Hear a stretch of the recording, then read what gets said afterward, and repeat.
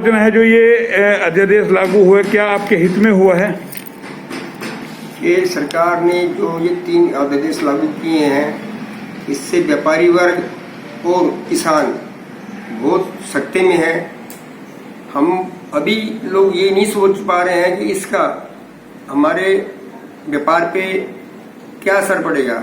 लोगों की सोचना ये है कि इससे एक तो मंडियों में जो है व्यापार खत्म हो जाएगा, किसानों का व्यापारियों से संपर्क टूट जाएगा, बड़े घराने पनप जाएंगे।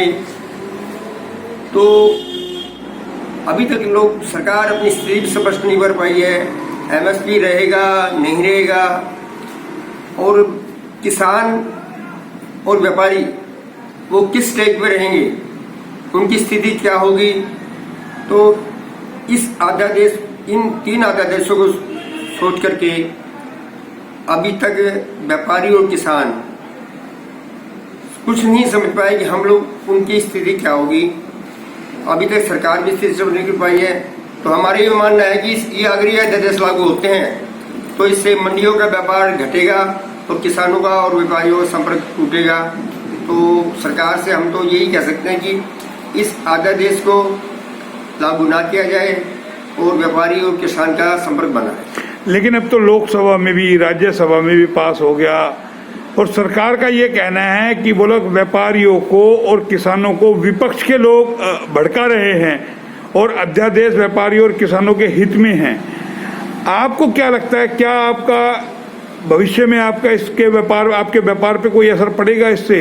अभी तो ऐसा नहीं लग रहा है कि ये व्यापारी और किसानों के हक में है, और अभी जो स्थिति है उससे तो ऐसा लगता है कि हमारा जो व्यापार है वो आधा ही रह जाएगा और व्यापारियों का और किसानों के संपर्क से कम होगा। तो क्या जो बड़े बड़े उद्योगपति हैं या बड़े बड़े जो घराने हैं उनको फायदा पहुंचाने के लिए पूरा इस बिल में प्रावधान रखा गया है? निश्चित उनको ही फायदा होगा। जैसा बात की जा रही है एमएसपी खत्म नहीं किया जाएगा, एमएसपी से नीचे कोई नहीं खरीद करेगा, तो आपको क्या लगता है सरकार जो वादे कर रही है या जो कह रही है वो कहीं जमीनी स्तर पे उतरेंगे या फिर बाद में मुकर जाएंगे जो एमएसपी भी लागू? देखिए, इस बारे में तो अभी कुछ नहीं कहा जा सकता, लेकिन अगर एमएसपी टूटता है या एमएसपी कंटिन्यू लागू नहीं रहता है तो उस समय की पोजीशन में तो किसानों को और व्यापारियों को बहुत भारी लॉस है। और अगर एमएसपी कंटिन्यू रहता है बाहर और अंदर, मंडी के बाहर और भीतर एक ही भाव में अगर एमएसपी माल बिकता है तो कहीं तक तो किसान और व्यापारी पनप सकता है, अदरवाइज तो व्यापारी की, किसान की जो पोजीशन होगा।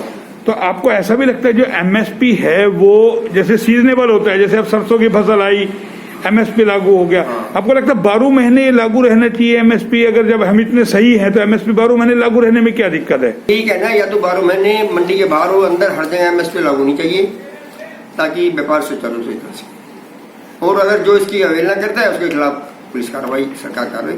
देखिए, प्रधानमंत्री जी जो कुछ कर रहे हैं हो सकता है उनकी सोच में व्यापारी और किसान के हक में हो, लेकिन अभी व्यापारी और किसान इस बात को नहीं समझता है कि उनके हक में। या आज जो व्यापारी है वो अपने आप को ठगा सा महसूस कर रहा है कि सरकार का हमने साथ भी दिया, सरकार ने अब हमारे को जो है लपेटे में ले लिया। अभी तो ये बात वास्तव में व्यापारी अपने आप को ठगा सा ही महसूस कर रहा है कि हमने भारतीय जनता पार्टी को पूरा सहयोग दिया और आज भी दे रहे हैं, देते भी रहेंगे।